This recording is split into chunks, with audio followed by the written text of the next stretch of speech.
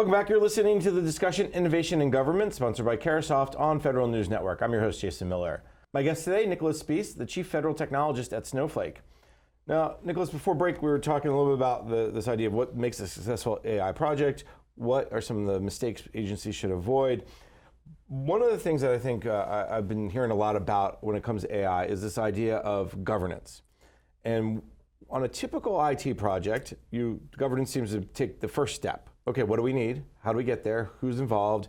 It seems like with AI, maybe that's flipped a little bit. What are some thoughts about governance? It is flipped a little bit, and a lot of what we've built, the tools that we've built as an industry in the past, was with that construct in mind. Thankfully, the industry has responded to a lot of the governance problems in the AI and ML. Well, we're responding to where we think things are going. I should put it that way. We're building out things like role-based access control, metadata tagging, and doing our access decisions based on metadata tagging, which allows us to put richer rules in place for things like AI and ML that, as we mentioned, as we break down silos, we're exposing a lot of potentially sensitive data to an algorithm that will produce an output. Making sure the inbound and the outbound ports of those are safe for not just citizens, but also for customers on the commercial side is very important to everybody involved in this. There was a term I heard years ago when we started talking about data, and I'll go back to 2006 even, where they talk about the mosaic effect. Well, if I have this data and that data and this data, now I've learned something. Is that part of this governance discussion, is the unintended consequences of bringing all this data together? Absolutely. Loose lips sink ships, right? It's the same thing, but now in a digital world. Loose data sinks data ships or something. I got it. And that's what we're trying to avoid by applying rules at various points throughout the architecture and through the flow of data as that AI and ML algorithm does its work. That's absolutely critical for the same reasons. The role-based access, I keep hearing that time and again when it comes, because there's always conversations around cybersecurity, zero trust. The whole goal is, okay, who has access to the data? What kind of access do they have?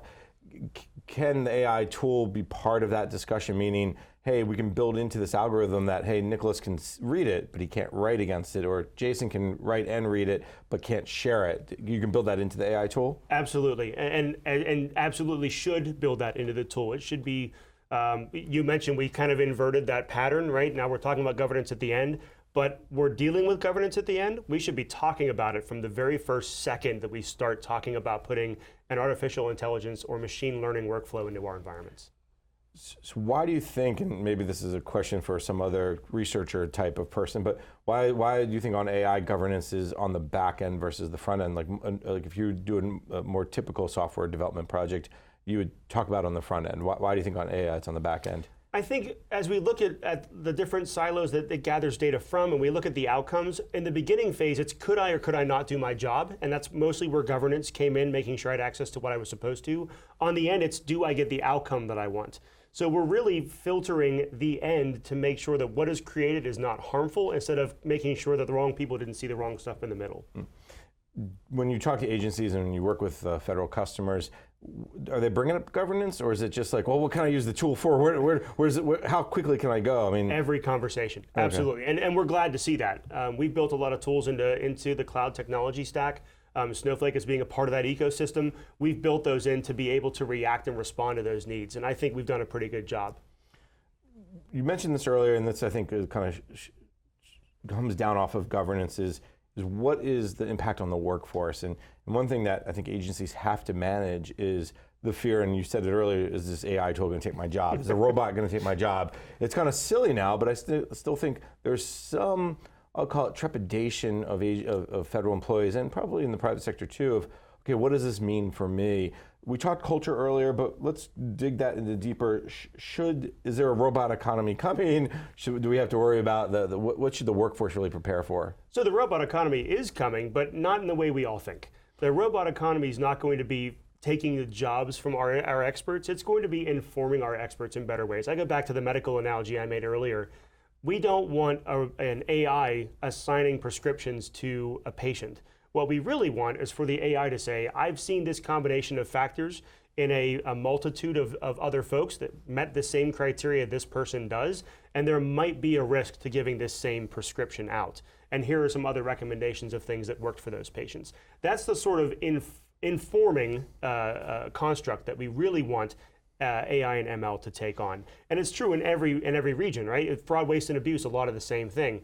We don't want an AI or ML to disapprove transactions in Medicaid, but we do want it to look for someone who's trying to do a transaction in Florida at the same time as California. That's probably false and should initiate an audit. I think the other piece of this, and I love the term robot economy, maybe I'll start stealing that now too, but I think one of the things is it gets also agencies or any organization off of the mundane, the repetitive work. Again, this is not necessarily robotics process automation, which is maybe a light version of AI, I think some people would say, but hey, if you can process the data faster and I don't have to worry about it, and I can just see the end result, that makes my job much more rewarding and valuable because I'm making better decisions, or at least getting the data to the person who has to make the better decision, in your case, like the pharmacist, or if it's the auditor for waste, fraud, and abuse. Absolutely. It's the one thing that humans do better than anything is make a solid decision. We hope so, at least. We hope so. Yeah. We hope so. There's YouTube videos that say otherwise. But we always hope that humans make better decisions than computers. But what computers do very well is look at a multitude of variables across millions of samples and deliver a succinct result. One of the things I hear from vendors is they want to have everyone be a data scientist of sorts. You don't need to be the trained one, but let's make tools that are easy to use, that, if you will, a small amount of training can really be powerful to get a federal employee, to get a contractor, get somebody up and running. Talk a little bit about that workforce piece of that, the training side, or the understanding of tools. How does Snowflake, if you will, when you guys, hey, here's our tool, use it, there's a lot of training that goes into that. Yeah, Snowflake is a data warehouse in the cloud. So all the data that you gather over months, years, days, decades, all sits in Snowflake. To get that awareness to folks at the lower level, we call that democratization of data, and I'm using air quotes, because it really is a term that we've invented to show that folks that are doing everyday decision making in their jobs can make better decisions with data, and that comes from that data being in a warehouse and represented by a good tool like Looker or Click or MicroStrategy. There's a ton of great tools out there that help folks who maybe aren't data scientists be a little more data science-y and make better decisions at work. And at the same time, the fact is the data is in this warehouse. It has to be, as you said, tagged and has role-based access and have all these other pieces and parts to it, but that the user has to at least understand that's there. How it gets there, maybe it's not that important, but okay, so if I do a search for this type of word, I can get all the data that's been meta-tagged with this topic. Absolutely. I think that's the part of that understanding. Yep, back to governance and trust and transparency, right? The data that I'm going to get is accurate, I can believe what it says, and I know I'm supposed to have access to it.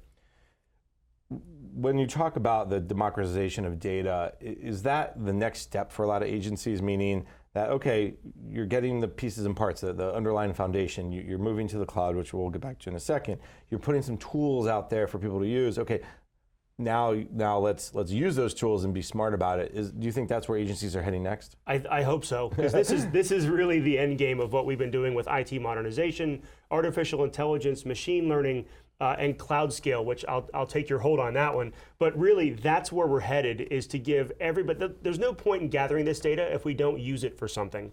And that something maybe has been a ... for the last couple of years. It's really come into focus as being a workforce enabler and an efficiency seeker. That's what we're trying to strive for. I think that's the key piece there, workforce enabler, efficiency seeker, because so much of what we've been talking about technology over the last 30 years is, better productivity, you get more done because of technology, and people feel like, no, I have more work because of technology. Absolutely. I can get more done, but I have a lot more work. Let's go into the cloud conversation, because I think that's a critical piece. You mentioned that if you're just moving stuff from on-prem to the cloud, lift and shift, you're not necessarily fixing the problems that AI is trying to solve. So let's start first. The cloud, obviously, I would imagine, is the right place for this, because where else are you going to store all your data? Where are these tools going to live? Yeah, we can't get scale like the cloud has anywhere on-premise in an environment. At least you could, but the cost effectiveness would be prohibitive to every agency. And data democratization, that means that everybody has access to it. That's really what we're striving for. So as we look at where we could do it, cloud is the only place to get the scale, to get the storage scale in one place with all data, those silos broken down, because honestly, we usually built those silos around how fast disks could spin. And the cloud doesn't have to be the be-all, end-all, meaning you could do the work in the cloud, but then the data can come back to you and live on premise. especially if it's a sensitive side, because I imagine when you talk to the intel community or the DoD or some law enforcement, they may say, well, we don't want our data in the cloud, but we definitely want to use the tools that are in the cloud. Is that part of that conversation of being comfortable with, okay, we're going to use the tools, but we're going to own the data type of thing? It's a really interesting discussion point, because a lot of folks that we talk to, we get the security discussion all the time. I don't want my data in the cloud, it's not as safe. But honestly, if you go to an organization and ask them, how do you share data today between yourself and another agency? Well, they take a file, a CSV, and they FTP it between agencies with no control, right? How many endpoints do you have in your network? Well, 20,000. Well, how do you secure those? Are they all patched? All of the malware and ransomware that we saw a couple of years ago that got through systems was because they weren't patched correctly, they weren't maintained correctly, and it's really hard to keep a grasp on all of that. The cloud simplifies that to a great degree, making one place to secure one set of APIs. As long as it's governed correctly, we can always come back to that and feel safe there. And if you're adding the role-based access on top of it, which a lot of these AI tools can do, then you're also adding that we're going to bring up a buzzword, the zero trust piece. That starts building up. And okay, well, who has access? Why do they have access? How did they have access? What did they do to the data? And then are they logging in from the right place? If Nicholas always logs in from Washington, D.C., then all of a sudden logs in from L.A., maybe that's okay, but maybe it's a red flag too that the AI can bring up and say, okay, he's on travel, or well, I just saw him a week, an hour ago, he can't be in LA. Absolutely, a lot of these tools, and that's funny, we're now using AI as part of a system to guard AI, but yeah, layers.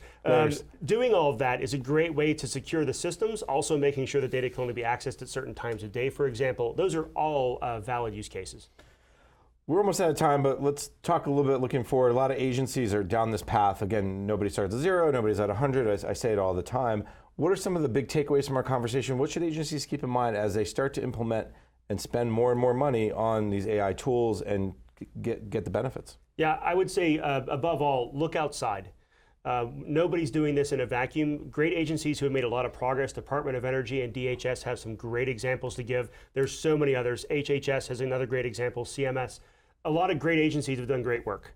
They did that great work by looking outside, talking not just to other agencies, but vendors who have a talk in the space, folks who are working in legislative side on some of these issues. The federal data strategy is a phenomenal resource everybody should be looking at. The president's management agenda, again, has a lot of great information in it. So look outside, come up with that strategy and how you get from here to there, and start executing, and call us when we can help. And would you say that the one big thing is to try something small, take a small bite, and apply some of this technology to a problem and see what happens, because you can't wait for your data to be perfect, and you can't wait to the platform to be perfect. You got to try something to kind of see where it takes you. 100%, absolutely. Start small, go big. Start small, go. That's good advice.